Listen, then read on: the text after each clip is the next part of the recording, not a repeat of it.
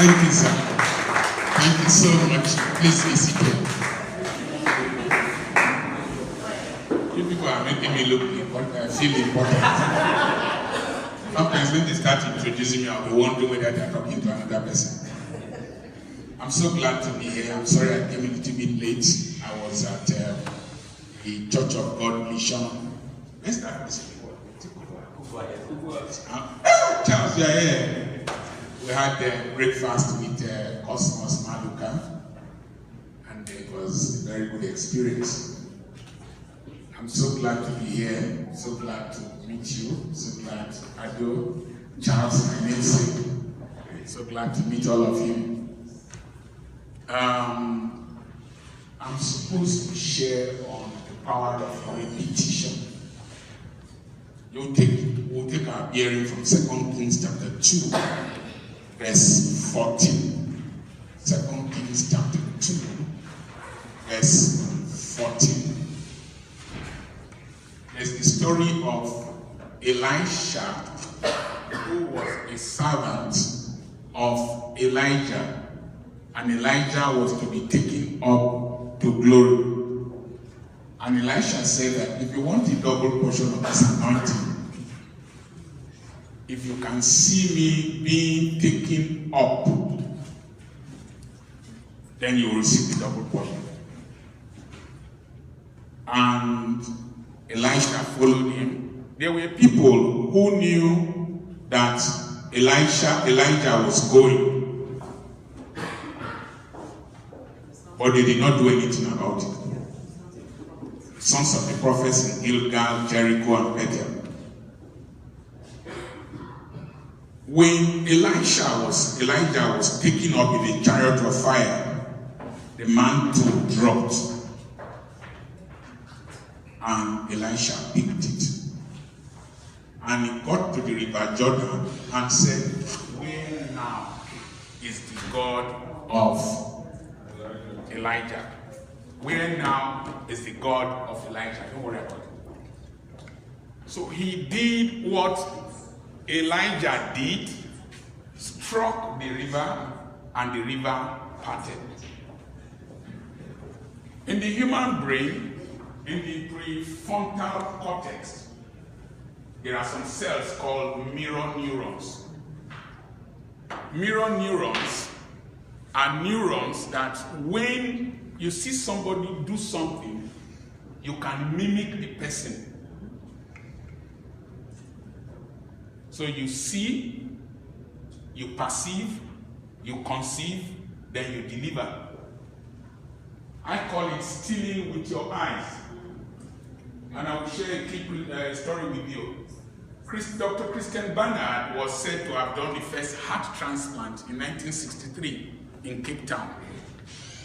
He wasn't the only one that did it. There was a man called Hamilton Naki. Can we say it together? Naki is N-A-K-I. He's from Ngangani in the Transkei region of South Africa. I've happened to have passed through there, through Umtata, that is Nelson Mandela's place, hilly place. He was a tall, strong man. That time, he went to Cape Town to work as a gardener in a hospital. And they were doing research on why giraffes, giraffes are quite tall, and their heart is in their thoracic cavity. So to pump blood to the brain requires a lot of pressure. Then why is it that when giraffe bends down to eat grass, that his brain does not burst? So they were doing research on giraffes, and they needed a strong man to hold the giraffe down. At the same time, they were also doing research on liver transplant in pigs and heart transplant. So they needed this strong black man, and they called Hamilton Naki into the theater. So Hamilton Naki was holding down giraffes for them to do experiments. And in the process, he was observing how they were doing the experiments. It got to a time, Hamilton Naki was now teaching resident doctors how to do liver transplants. Hamilton Naki became so good at harvesting hearts. That in 1963, I think it is December 31st, there was an accident and a young girl died and they needed to transplant her heart into somebody. And the most proficient person to assist Dr. Christian Bernard was Ametinaki. And they called him into the theater and told him, "You are a black man. You know you are not supposed to touch white skin, not to talk of white blood. But we know you are good." So they put a curtain, separated him from Dr. Christian Bernard, and told him, "You will remove this heart and give it to Bernard so that Bernard can plant the heart." And so Hamiltonaki opened up, removed the heart very quickly, transferred it to Christian Bernard, and Christian Bernard transplanted the heart. The cameras were on Christian Bernard. After the surgery, after surgery, you will need to sign in the operation book. Hamiltonaki signed in the operation book as assistant. And then when they were taking pictures, he also took in that picture. They asked, "Who is this black man?" They said he is a theater cleaner. And after the surgery, Christian Bernard, Mr. Hamiltonaki went home to the township where he was living, and nobody heard about it. In 2001, when Nelson Mandela came into power, the records were opened and saw that Hamiltonaki was really the assistant to Dr. Christian Bernard, and he should have shared in the honor. That's right. And Nelson Mandela gave him an honorary medical degree and built a hospital in his community. They asked him, "How did you learn that? How were you able to do that?" He said, "I stole with my eyes." I stole with my eyes. If you want to be successful, learn to steal with your eyes. Because there is a principle called the law of cause and effect. Law of cause and effect states that things don't just happen. That if you know what somebody has done to achieve a certain result, if you are able to do the same thing in the same environment, the same way, you will get the same results. The problem with African Christianity is that African Christianity is palliative. Sometimes when it becomes too much, it becomes an assassin of the intellect. Yeah. This is your year of double honor. Have you managed single honor? Am I speaking to somebody? Yeah. You will see somebody just prophesying upon you without educating you. So we are living on hope capital. They are going to be this.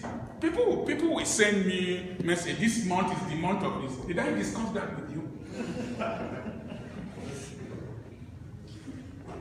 I attend a church, charismatic church. The Archbishop has declared this month of this. No, it's not. I know what I have in mind to achieve. Are you following what I'm saying? Yeah. So in the Bible, you have the spirituality of the Bible and the sociology of the Bible. The New Testament is the spirituality of the Bible.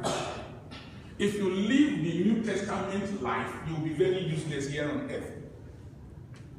You must have a mixture. Then the Old Testament is the sociology. Jeremiah bought land when he was telling them of captivity and collected receipts.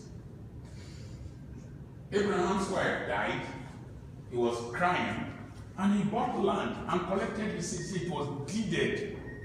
And he bought from Ephraim. It was the cave of Machpelah, which is now Hebron. Anytime the Palestinians are complaining, they show them the Bible that our father bought this land. And it was deeded by your ancestors to us. So for a Palestinian to enter Hebron, he needs pass. Because the Jews have the legal title in an established book. So when I learned that Abraham bought land, I said to buy land. And God discussed land with Abraham for 25 years. As he was talking of children, he was talking about land. Talking about children, he was talking about land. There's hardly any pastor in Delta State that will intimidate me with land. Because I started buying like Abraham. So I took a principle. So in the Bible you have principles, you have practices, you have processes, you have the patriarchs, you have philosophies. Are you following what I'm saying? Yes, sir. So if you understand the principle, the precedents, the philosophy, all of them are PP. Practices, if an unbeliever knows them and applies them, he will get results more than you, a Christian, who is just receiving and receiving. I receive. The reason we have not developed as a nation is that we gained independence without knowing how to build a nation. Wow. And so we, as Nigerians, we are living like tapeworms inside Nigeria. And the truth of the matter is that if you live as a tapeworm inside a man and you kill the man, you too will die.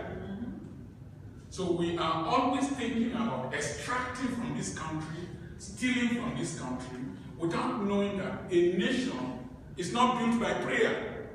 A nation is built by principles. Yes, sir. If it is by prayer, we wouldn't be going to India for treatment. Because India has more demons than Nigeria. If it is by spirituality, Japan worshipped Hirohito, their emperor, as the sun god. But we are using their technology. There are key principles. Once you know those principles, you will do well. Then, if a principle has worked for adult, and I use my mirror neurons to steal those principles, if I go to where Ado is not present, and I decide to apply those principles, repeating what Ado has done to achieve what he has achieved, I will get the same results, even better results if I modify them. Yes, sir. But I don't know the tragedy of the typical Nigerian. You go to the UK, you come back here, and you're still stupid. I went to collect, I was surprised to see Bhari go to visit Yakubu Gowon in the UK. Last 2 weeks.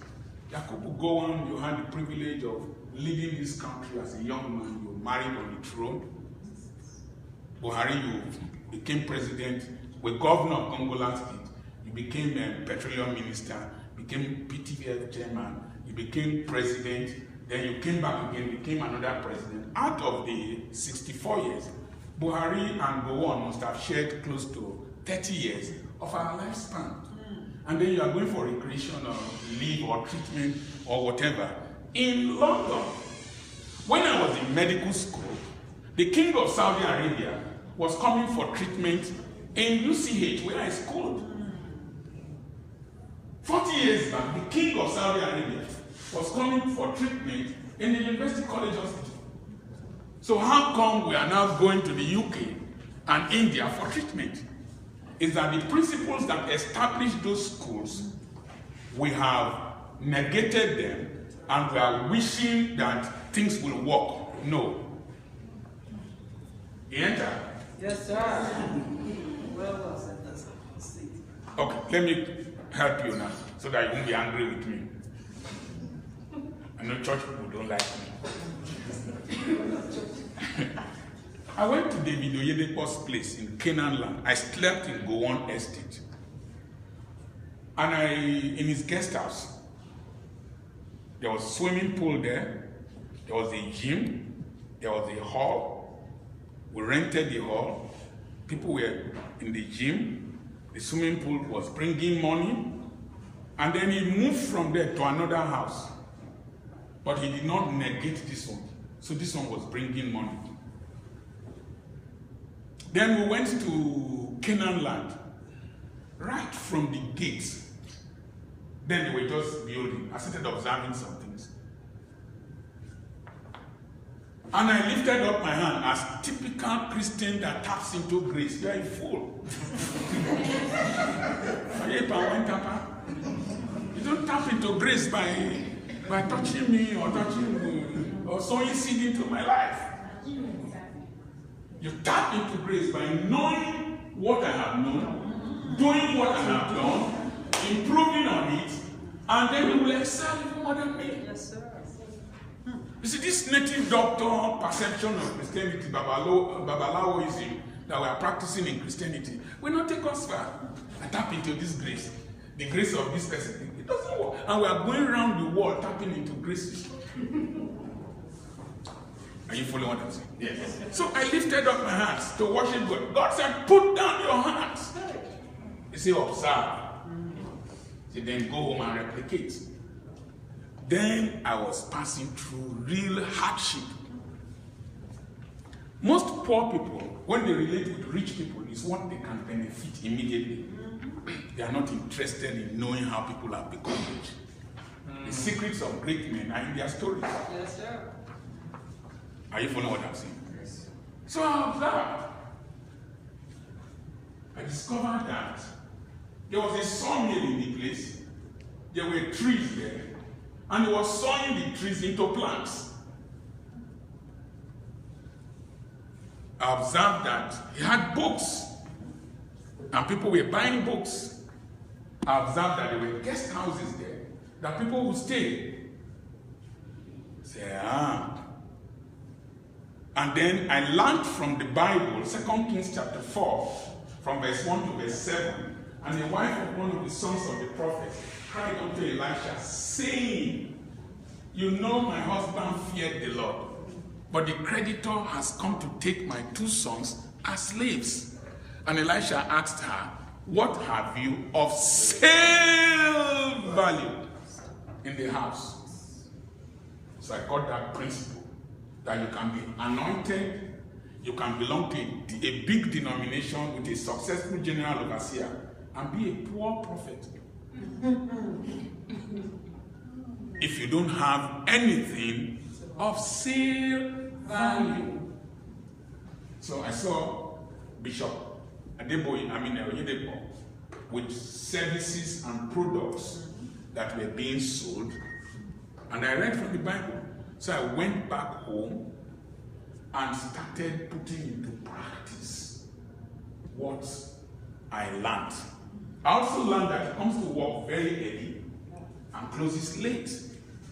So I decided to be punctual, to come to work early. I was leaving Aba by 4 a.m. to reach Ugeli to resume work in my school by 8 a.m. And I practiced that for years. There was no kidnapping then. Even if there was kidnapping, I discovered that what you fear fears you. Yes, sir. What you fear fears you. So I decided that I would not go to places late. I looked at the car he was driving. It was just a Toyota car then. So I decided to practice frugality. And I learned recently that in those days, if you went to his house, if he gave you tea and bread and you asked for egg, he said you should go and lay the egg. So people like Charles were looking at me at Ugeli, and they were saying that I was a miser. That I was in fact, somebody asked me a question when I came to your church. He said, how do I enjoy my life, or how do I give money? I can't understand. But I learned that when I pay my dues, men will pay my bills. Yes. Are you following what I'm saying? Yes. So I decided to live a very frugal life. Even till today. This is the second time I'm wearing this shirt. But will you add it? No, it's very nice. I wore it. I told Abraham to fold it very well. Spray perfume inside it. Because I heard that the Oyedepo was driving through the toll gate with his driver then. And his driver gave 20 naira and sped off. He told him, stop, whose money did you leave behind? Come bring it. So I decided to live a very frugal life to punish myself so that I can publish my story. Now they follow me, so? Yes. So I started managing my resources and reinvesting regularly, and also diversifying the things I needed to have of sale value. If you come to my sitting room, you won't see good furniture, but you will see books of up to 10 million there. Yes, sir. I discovered that he was writing his messages into books and all. So I started writing. Then my wife picked up the writing business. My son, 13-year-old, started typesetting the books, started writing his own books, and he became a millionaire at 22 in my house. Today he has a PhD, he's married to a cardiologist in Europe. In fact, by Monday I'll be seeing them. Are you following what I'm saying? Yeah. So success is easily demonstrable, replicable, and transferable. Any success that is not demonstrable, replicable, and transferable has criminality in it. Even the anointing of prophecy was taught in schools. They had prophetic schools. Are you following what I'm saying? So, if you learn these principles that I'm teaching now, so you must start looking for people who have succeeded. You are taking the principles without going through their trauma. Very true. You don't understand. Yes.